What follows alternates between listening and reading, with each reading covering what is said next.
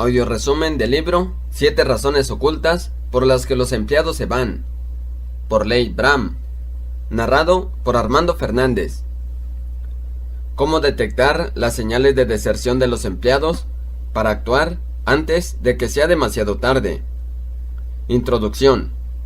En 7 razones ocultas por las que los empleados se van, el experto en compromiso laboral, Leigh Bram, nos revela las escondidas e intrincadas motivaciones por las que muchos empleados competentes se ven forzados a cuestionar sus empresas, desconectarse del trabajo en ellas y finalmente abandonarlas.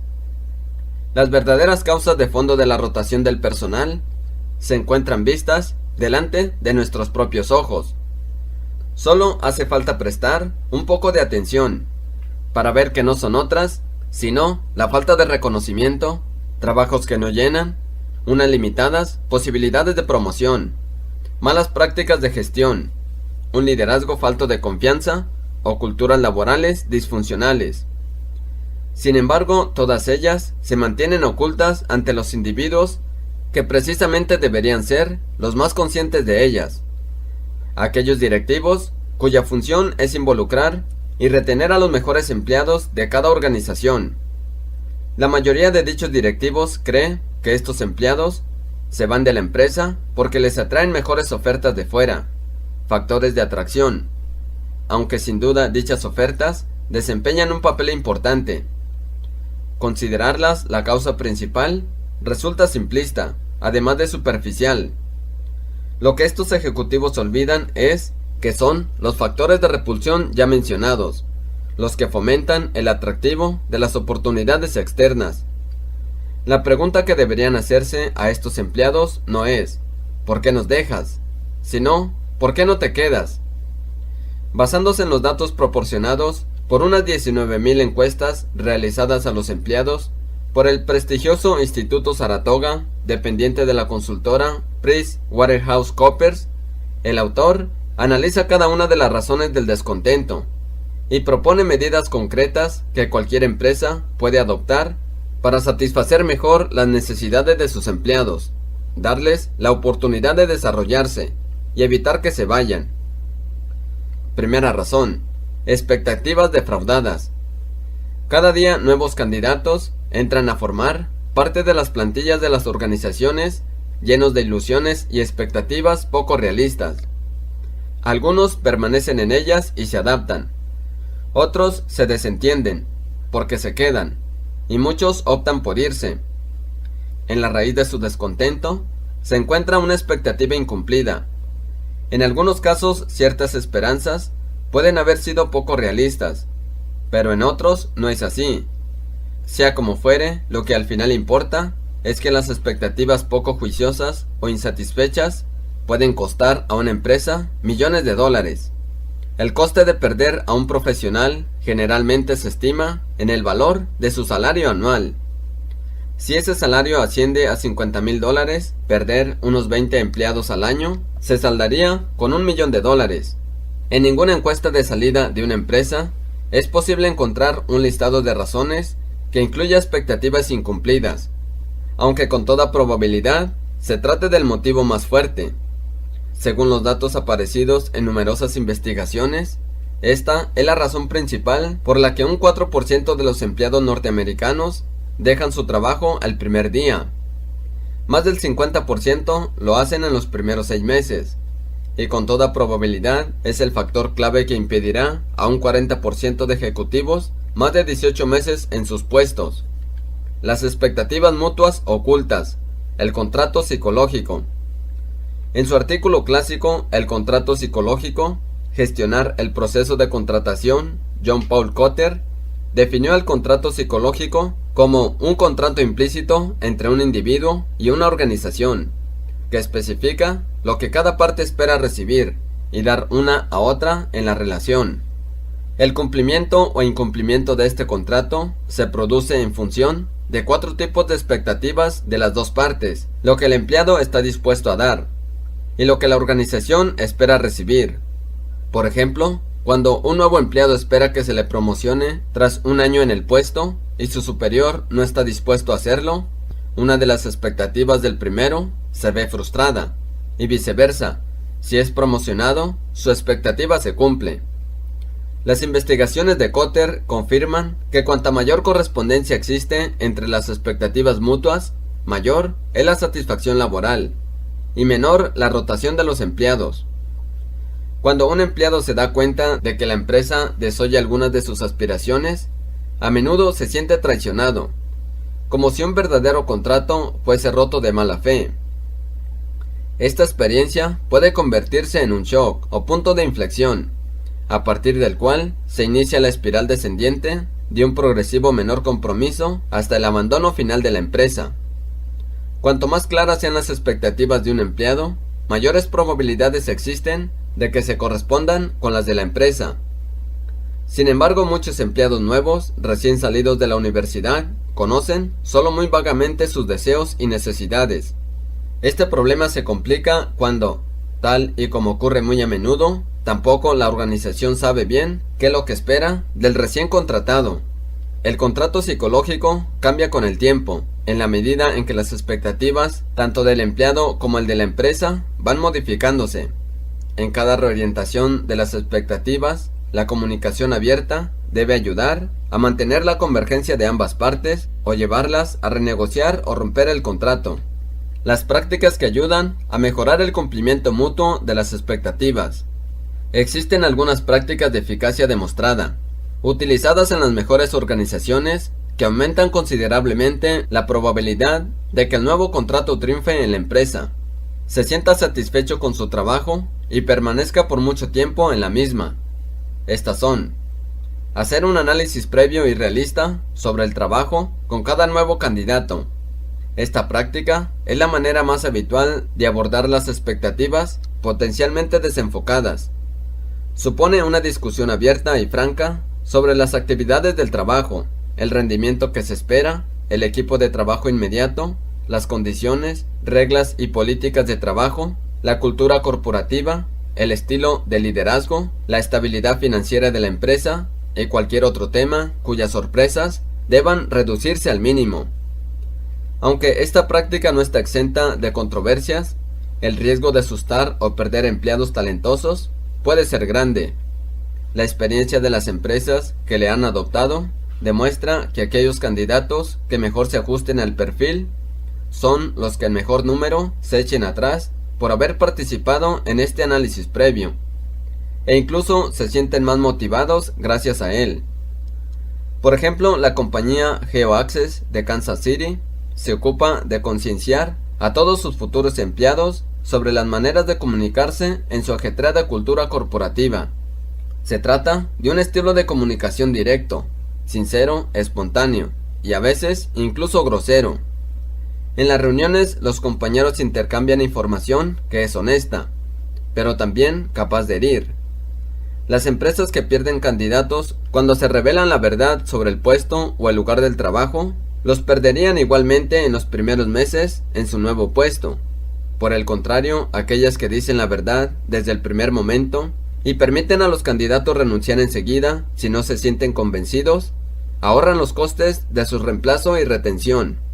Crear unas descripciones de trabajo realistas con un listado breve de las competencias principales. Al crear una lista demasiado exhaustiva de requisitos y competencias que puede poseer el candidato ideal, los equipos de recursos humanos reducen inadvertidamente su base de candidatos, ya que el número que podrá pasar la selección es cada vez menor. De esta manera, también abren la posibilidad de que el nuevo contratado no esté a la altura de las expectativas de rendimiento fijadas. Para evitar ambos problemas, es conveniente diseñar un listado realista de tan solo las 5 o 6 competencias más importantes para el éxito, preferiblemente talentos innatos y no conocimientos técnicos.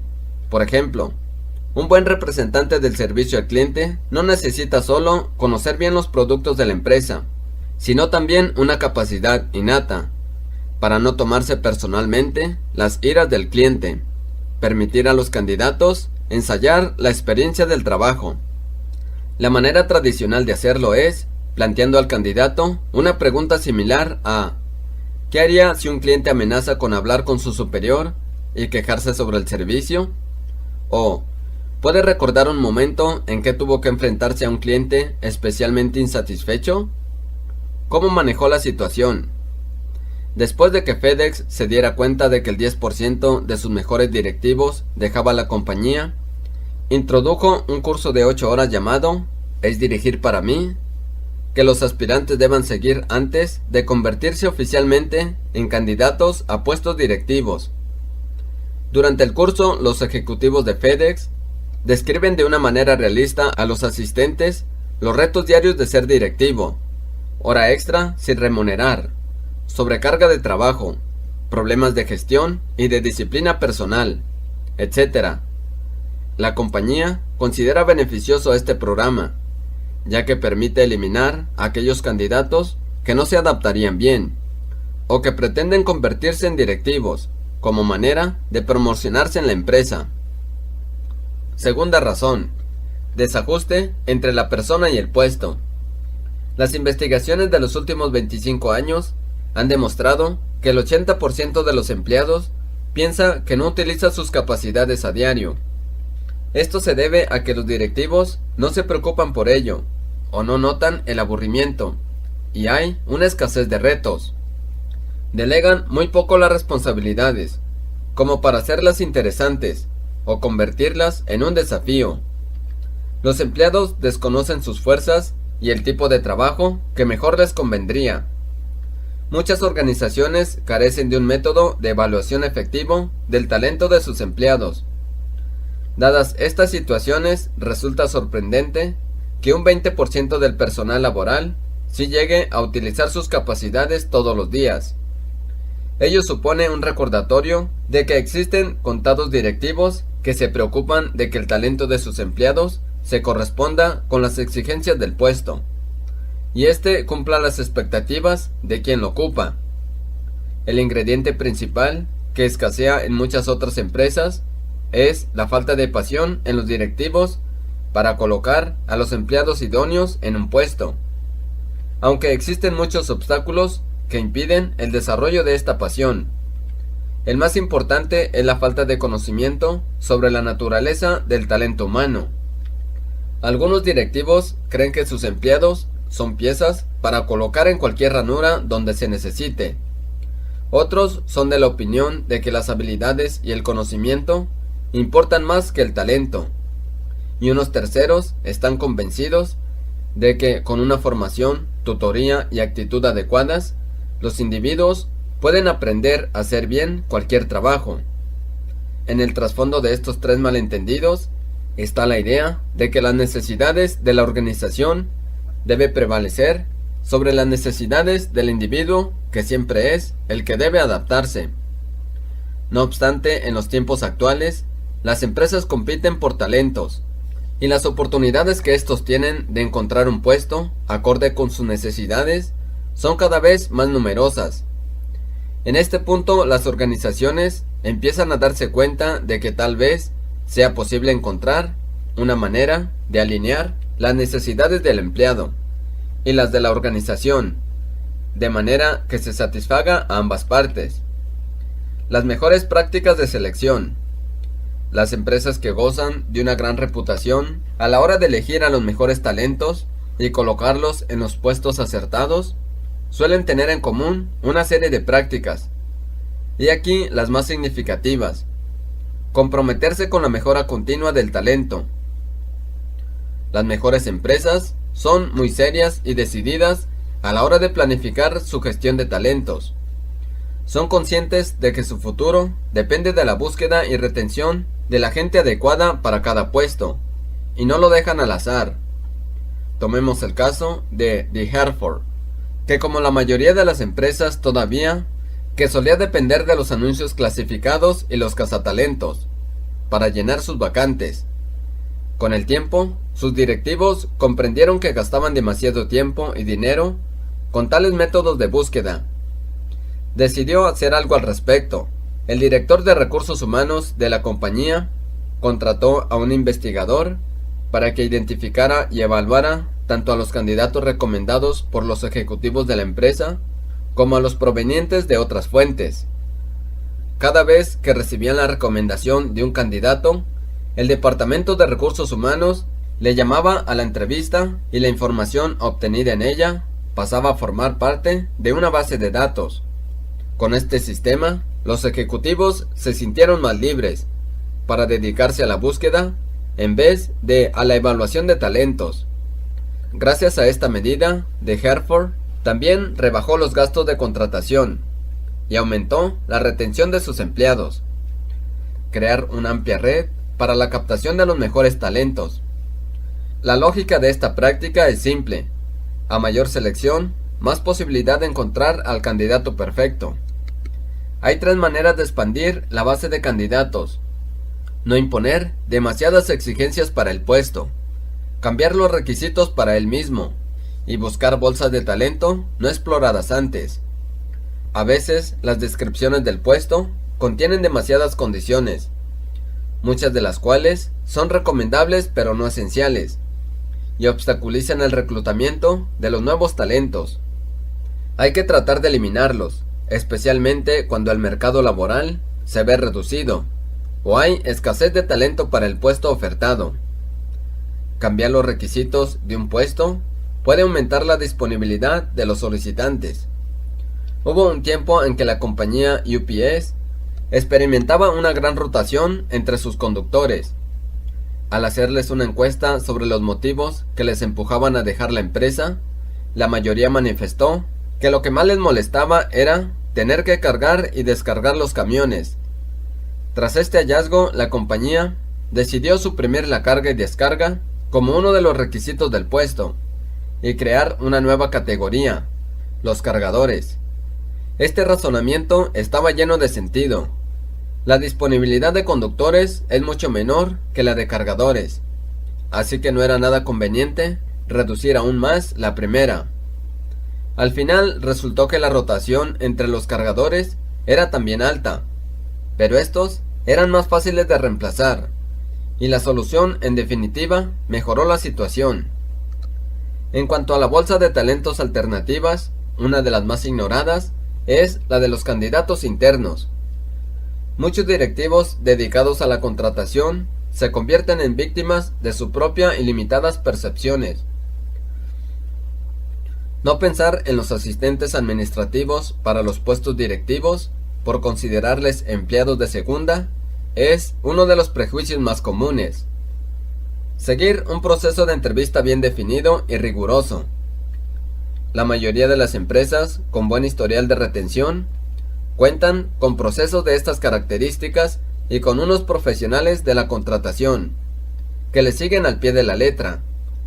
Así, por ejemplo, ofrecen al personal de contratación una formación en entrevistas conductales, en las cuales se evalúa al candidato en función de las competencias claves del puesto, y se les invita a contar cómo y dónde las ha demostrado en el pasado. Algunas empresas también recurren a varios entrevistadores, los futuros compañeros del trabajo del candidato, con los que tendrá que relacionarse con frecuencia. De esa manera, no solo se implica más a los miembros de los equipos en la toma de decisiones, sino que se obtienen diferentes impresiones y valiosas perspectivas de aquellos que tienen un interés personal en que se contrate a la persona adecuada. En Whole Foods Markers, por ejemplo, solo los equipos pueden dar el visto bueno definitivo a la contratación fija de los nuevos empleados. Los jefes de tienda buscan a los nuevos candidatos y los recomiendan para un puesto. El equipo les hace la entrevista y se requiere una mayoría de 2/3 para aprobar su contratación. Sin embargo, el recién contratado no se convierte en fijo hasta que pasa un periodo de prueba de 30 días y recibe la aprobación de su equipo. Tercera razón: seguimiento y consejos insuficientes al empleado.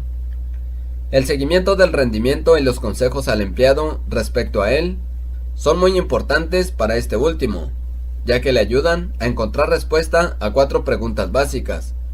¿Hacia dónde vamos como empresa? ¿Cómo llegamos hasta allí? ¿Qué se espera de mí? ¿Cómo lo estoy haciendo? Las respuestas a estas cuestiones confieren mucho sentido a los esfuerzos de un empleado.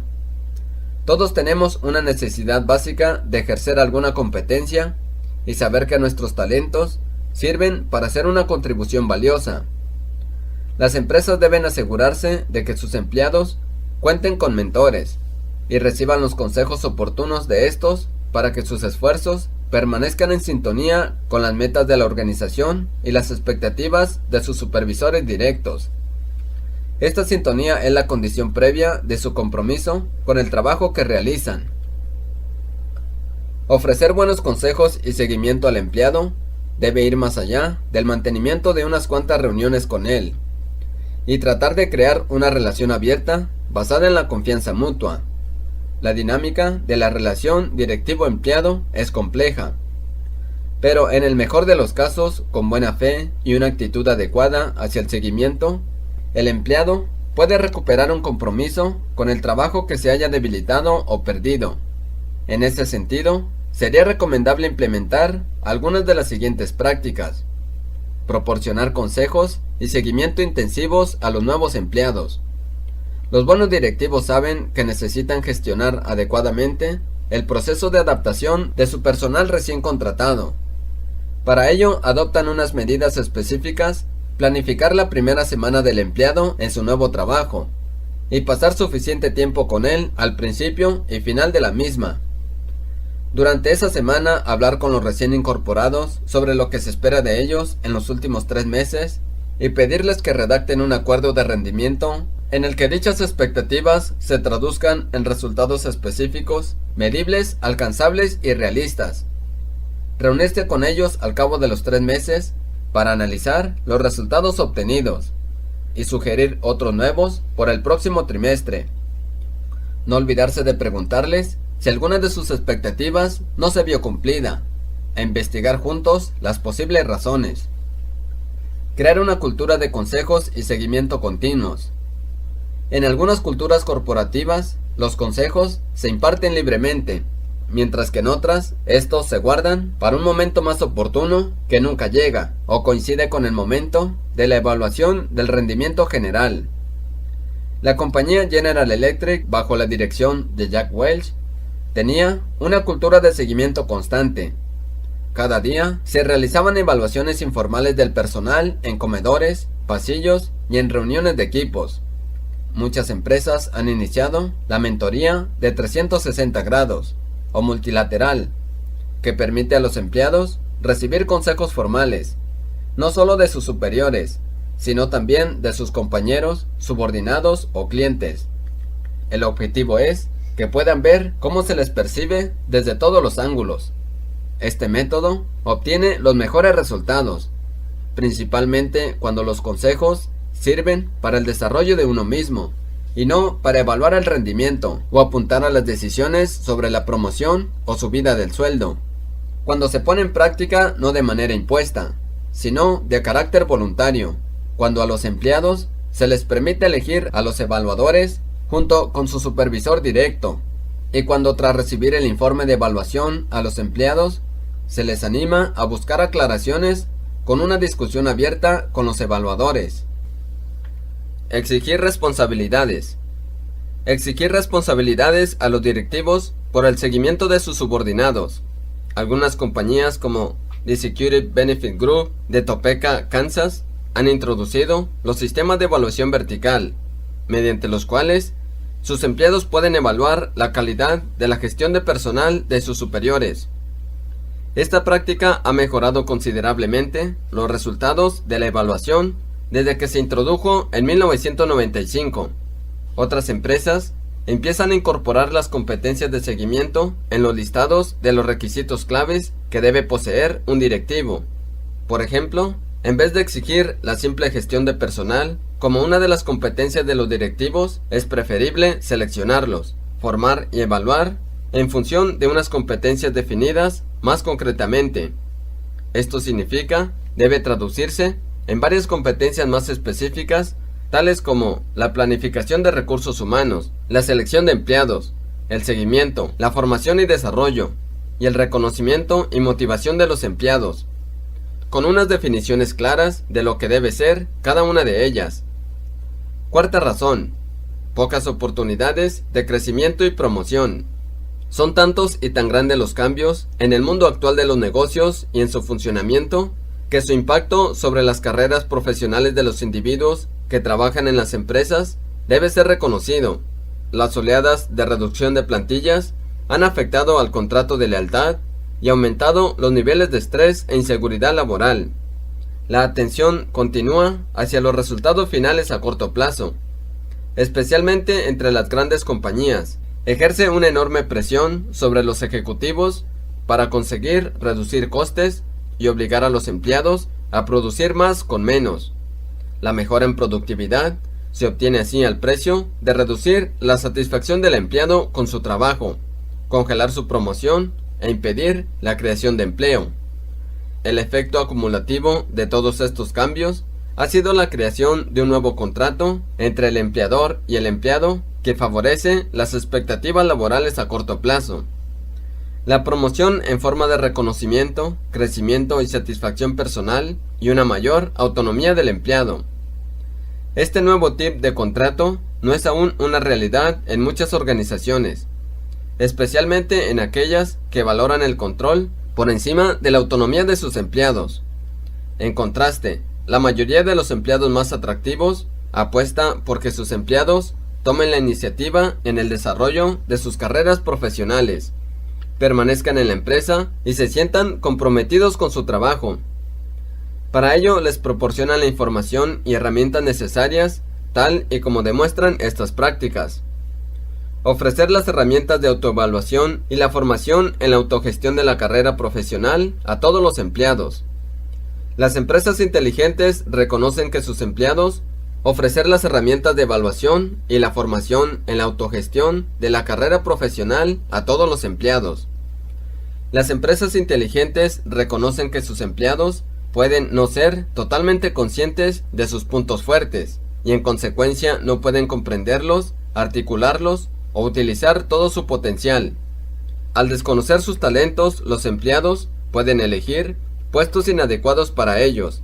También pueden plagiar las metas y ambiciones de sus compañeros de trabajo y asumir roles incompatibles con su temperamento. Es posible fomentar el autoconocimiento y una fijación de objetivos realistas mediante herramientas como el software interactivo para la autoevaluación y planificación de la carrera profesional, disponible en la intranet de la empresa. Los talleres de autoevaluación de la carrera profesional o la implementación de procesos de evaluación de talentos que identifiquen las mejores capacidades de los empleados. En este sentido, la compañía LanceN ha desarrollado un sistema online para el desarrollo de carreras profesionales y aprendizaje de sus 8,000 empleados, llamado People Come First. Mediante este, un empleado puede crear su propio plan de desarrollo de carrera disponible en línea, para servir de referencia y someterlo a revisión cuando el momento lo exija. Los empleados suelen reunirse con sus superiores al menos 2 veces al año, para trabajar sobre sus planes de desarrollo profesional, que les sirven como guías de formación y promoción en la empresa. Crear alternativas a los sistemas de promoción tradicionales. Las organizaciones que de verdad valoran el talento no deben penalizar a sus mejores técnicos, obligándoles a buscar puestos de mando en la empresa como única vía de obtener un salario más alto. En lugar de ello, la creación de puestos técnicos de alto nivel, con mayor responsabilidad y con salario adecuado, debe ser la prioridad. Con esta medida, se les ofrecería la oportunidad de crecer sin tener que abandonar la empresa, ni trasladarles a puestos de gestión de personal, donde su posible incompetencia pudiera llegar a manifestarse. Los directivos de los almacenes Mervyn's de California descubrieron que muchos de sus empleados con talento en el departamento de comercialización dejaban la empresa por estar cansados de unas posibilidades de promoción lentas e iguales para todos. Decididos a resolver el problema, idearon una solución creativa: conceder a estos individuos inquietos un estatus sin asignación que les mantuviera disponibles para cualquier vacante que surgiera en las 9 divisiones de la compañía. El nuevo equipo de los no asignados encontró en esta oportunidad justo lo que buscaba: una gran variedad de nuevas responsabilidades, nuevos contactos nuevas oportunidades de aprendizaje y un mayor control sobre sus horarios. Mantener un sólido compromiso con la formación de los empleados. Muchos directivos cuestionan los gastos en la formación de los empleados, especialmente en periodos de recesión. Les preocupa que estos empleados, una vez formados, puedan abandonar la empresa e ir a trabajar para sus competidores. Olvidan que los empleados pueden tanto recibir formación e irse, como no recibirla y también abandonar, o peor todavía, no recibirla y quedarse. Una buena manera de otorgar a los empleados más autonomía y posibilidad de elección en su propio desarrollo es crear cuentas de formación individuales, en las cuales dispondrían de cierta cantidad de dinero para gastar anualmente en los cursos patrocinados por la empresa, de los cuales 1 o 2 podrían ser elegidos según su propio gusto. El Group OR, una empresa de relaciones públicas de San Francisco, ofrece a sus empleados un dinero que puede gastar en cualquier tipo de curso que considere útil para su trabajo. Ese dinero, llamado Fondo de Desarrollo Personal, se utiliza para realizar cursos de gestión de tiempo, de escritura o asignaturas parecidas. Quinta razón: sentirse infravalorado o no reconocido. Todas las personas necesitan sentirse importantes, y sin embargo muchas organizaciones lo que consiguen es que su personal se considere a sí mismo insignificante.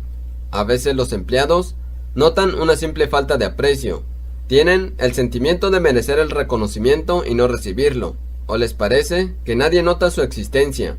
Otras veces el reconocimiento llega tarde, sienten que nadie les escucha y que valen menos que los empleados de otras empresas, o que se les trata como a niños en vez de adultos. En todos estos casos, las organizaciones no solo pierden la oportunidad de involucrar a sus empleados en el trabajo que realizan, sino que les proporcionan el pretexto para desatender sus tareas y finalmente dejar la empresa, y aumentar así el coste de la rotación.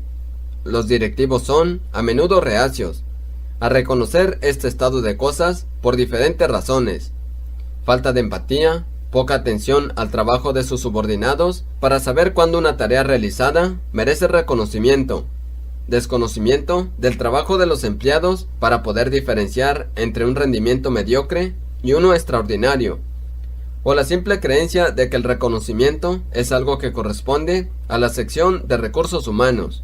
Aunque muchos de estos obstáculos sean comprensibles, no hay que olvidar que existen empresas que, a pesar de ellos, han conseguido crear unas culturas corporativas de reconocimiento. La tarea de construir una cultura así es inmensa, especialmente para las organizaciones con una historia de liderazgo autoritario u organizaciones de carácter muy técnico o científico, donde el pensamiento prima sobre las emociones. Las mejores prácticas de reconocimiento para involucrar y retener a los empleados. Las empresas gastan millones de dólares al año en consultores especializados en remuneración, con objeto de asegurarse que los planes de la misma se ajustan a sus culturas y metas corporativas. Por este motivo, resulta difícil afirmar la existencia de unas prácticas que funcionen con igual buen resultado para todas las organizaciones. Sin embargo, en la actualidad, triunfan ciertas tendencias que resultan más motivadoras y apropiadas para las nuevas generaciones de empleados. Y aquí algunas de ellas: ofrecer un sueldo base competitivo relacionado con la creación de valor.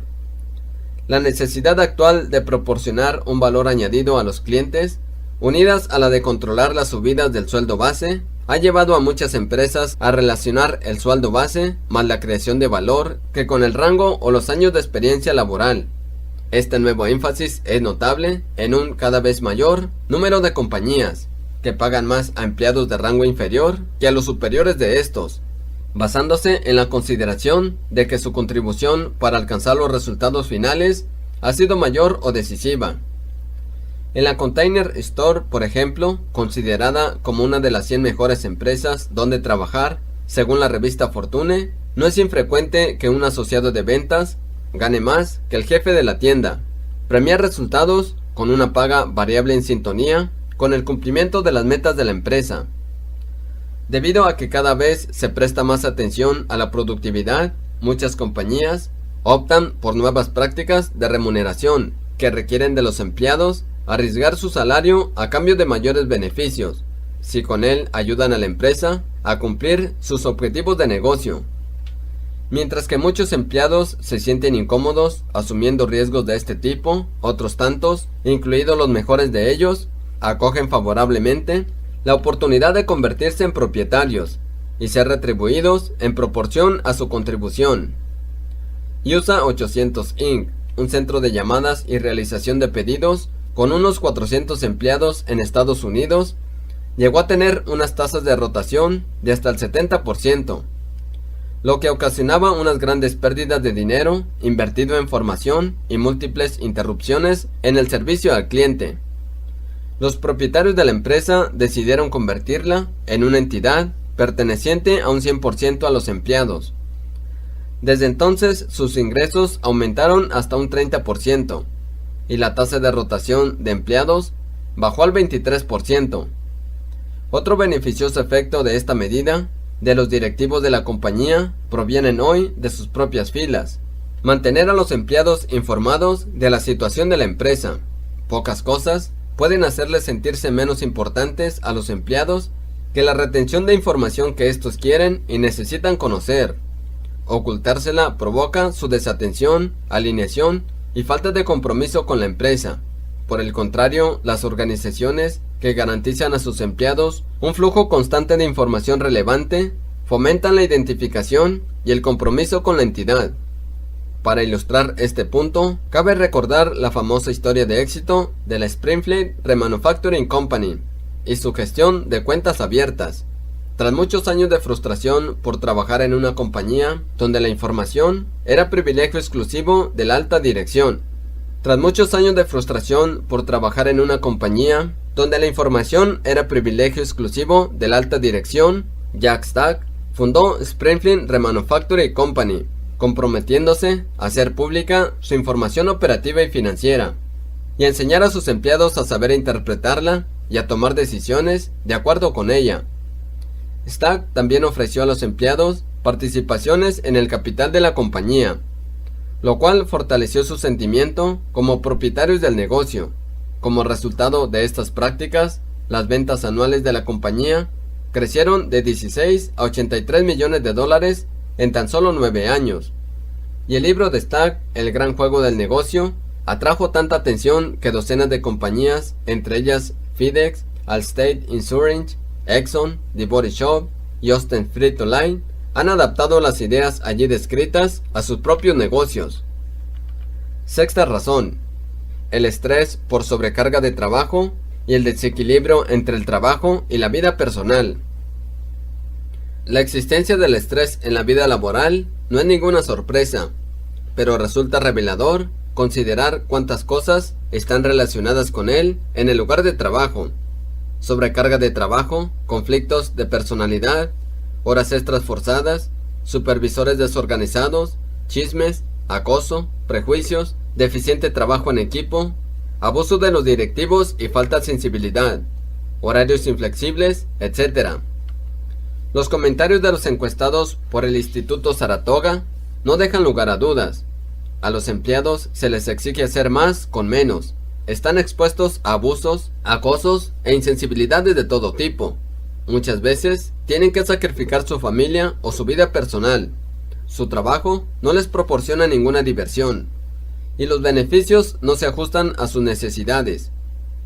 Según se desprenden de estas encuestas, es evidente que una cuarta parte o la mitad de todos los encuestados sienten que algo va mal a causa del estrés, y que este tiene un efecto negativo sobre su productividad y sobre las probabilidades de permanecer con sus empleados actuales. Mientras que muchos investigadores coinciden en que algunos empleados son más susceptibles al estrés que otros, todavía son más los que consideran que las condiciones negativas de trabajo aumentan el estrés entre todos los empleados. Sin embargo, lo principal aquí es que los ejecutivos sean conscientes de la existencia de ese estrés y diseñen planes para reducirlo, mejorando así la productividad, compromiso y retención de sus empleados. En un número cada vez mayor, algunas empresas empiezan a comprender que ocuparse de sus empleados como personas no es solo lo correcto, sino también lo mejor para el negocio. En la última década se han acumulado muchos datos que confirman la existencia de una relación directamente proporcional entre el tratar bien al personal y la rentabilidad de las empresas. He aquí los perfiles de las más significantes entre ellas. El primer y mejor sitio para trabajar en Estados Unidos, Smuckers. La J.M. Smuckers Company de Orville, Ohio, llegó a ocupar el primer puesto en el listado de la revista Fortune de las 100 mejores empresas para trabajar en Estados Unidos, por seguir haciendo lo que hacía durante años: escuchar con toda atención, buscar el bien en los demás, tener sentido del humor, pero no a costa de los demás, y saber agradecer el trabajo bien hecho. Aunque muchas otras compañías cuentan con declaraciones de valores similares, pocas las siguen tan al pie de la letra como Smuckers. La compañía no ofrece acciones, guarderías ni otras gratificaciones de moda, pero sí garantizan un horario flexible o un promedio de 70 horas de formación al año. Según sus empleados, son este tipo de intangibles los que la hacen especial a sus ojos. Sus efectos se dejan ver en una tasa de abandono voluntario de no más del 3%. El segundo sitio para trabajar en Estados Unidos, Alston y Bird. Este bufete de abogados de Atlanta concede a las madres 3 meses de permiso de maternidad y otro tanto a los padres cuando son el cuidador principal. La empresa cobra a los empleados una cantidad razonable por los servicios de guardería que posee en sus oficinas y ofrece unas 50 horas de promedio al año para formación. Su crecimiento anual es del 8% y su rotación tan solo del 7%. El tercer mejor sitio para trabajar en Estados Unidos, The Container Store. Este mayorista ya lleva años figurando entre las mejores empresas para trabajar. Una de sus peculiaridades son las clases semanales y gratuitas de yoga para los empleados, de los cuales un 25% asisten asiduamente. The Container Store ofrece un promedio de 162 horas anuales de formación y es conocida por la alta moral de su personal. Entre otros beneficios que brinda están los masajes mensuales, las clases de estiramiento y un diario personalizado en línea de ejercicios y nutrición para cada empleado. Séptima razón: la pérdida de confianza en el liderazgo superior. Los ejecutivos que pertenecen a la categoría de liderazgo superior de una organización tienen el reto de construir una cultura de confianza e integridad que fortalezca el compromiso del empleado. Aunque este reto también existe para cualquier otro ejecutivo o empleado, les corresponde a los líderes superiores dar el tono y el ejemplo para él mismo. Sin embargo, si les falta la confianza de sus empleados, incluso sus mejores esfuerzos no serán suficientes para atraer, involucrar y retener al personal necesario para que una empresa alcance sus metas. En lo que atañe a las cúpulas directivas, las preocupaciones más frecuentes de los empleados tienen que ver con la falta de confianza e integridad, aislamiento y pérdida de contacto con la realidad cotidiana, la avaricia y el interés personal, falta de consideración y aprecio hacia los empleados, su aislamiento e inaccesibilidad, mala gestión de los cambios y deficiente comunicación. Todas estas quejas apuntan no solo a la corrosión de la confianza, sino a una verdadera crisis de la misma. Cuando se trata de la capacidad de liderazgo superior para llevar al éxito a las organizaciones, que es requisito básico para involucrar y retener a los mejores empleados. Para recuperar los altos directivos, pueden contar con unas prácticas concretas de las cuales cabe destacar: inspirar confianza a través de una visión clara, un plan que funcione y la competencia para ponerlo en práctica. Una de las primeras condiciones para la confianza es la competencia. Se sigue a aquellos líderes que se consideran capaces. Los empleados esperan que sus líderes les convenzan de que la organización es próspera y que les garantizará un trabajo y un futuro. Kurt Walgren, presidente de Walgren Drugs, ofrece en este sentido el ejemplo de una determinación inquebrantable. Al ver que el futuro de la compañía estaría cada vez más en las droguerías que en el servicio de la restauración, retó a la junta directiva a abandonar todos sus restaurantes en 5 años. Se trataba de unos 500 establecimientos, pero la firmeza y la validez de la visión de Walgreen se confirmaron como ciertas. Apoyar las palabras con los hechos. Una de las principales fuentes del cinismo entre los empleados y de su falta de compromiso es el fracaso de sus líderes en apoyar con hechos sus palabras.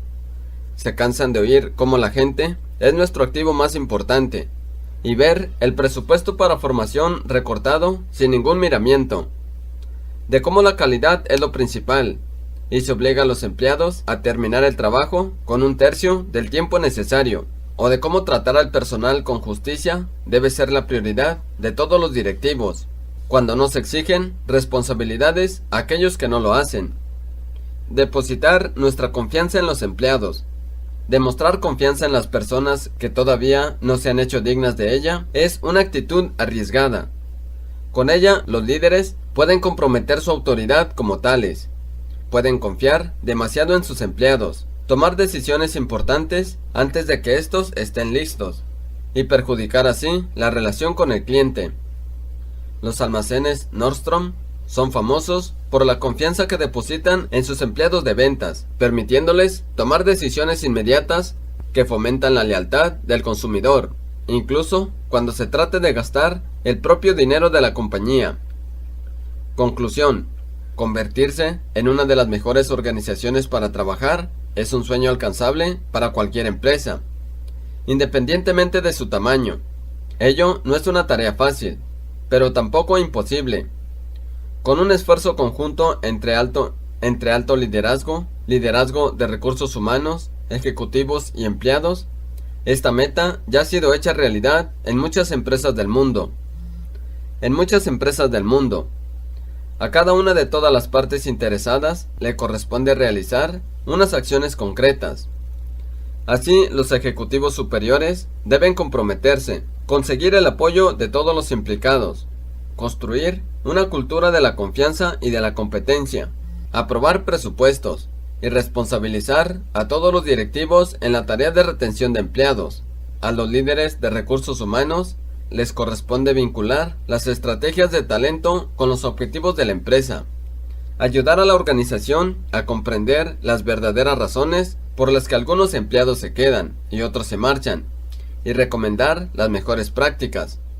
Los directivos tienen la mayor responsabilidad, pues son la razón principal por la que la mayoría de los empleados se queda o abandona.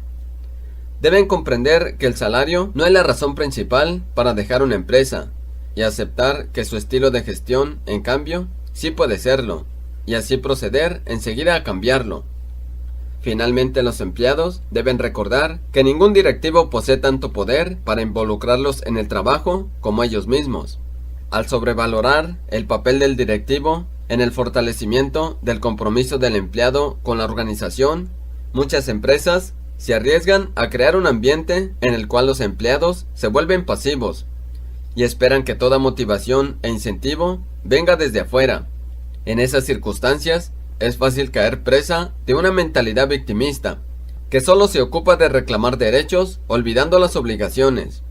El mantenimiento de un fino equilibrio entre el compromiso y los derechos es la obra común de los líderes de la empresa y sus empleados. La necesidad que ambas partes tienen de llegar a un acuerdo confiere una importancia aún mayor a la articulación de las formas concretas de ese compromiso y de las actuaciones de los directivos encaminados a fomentarlo.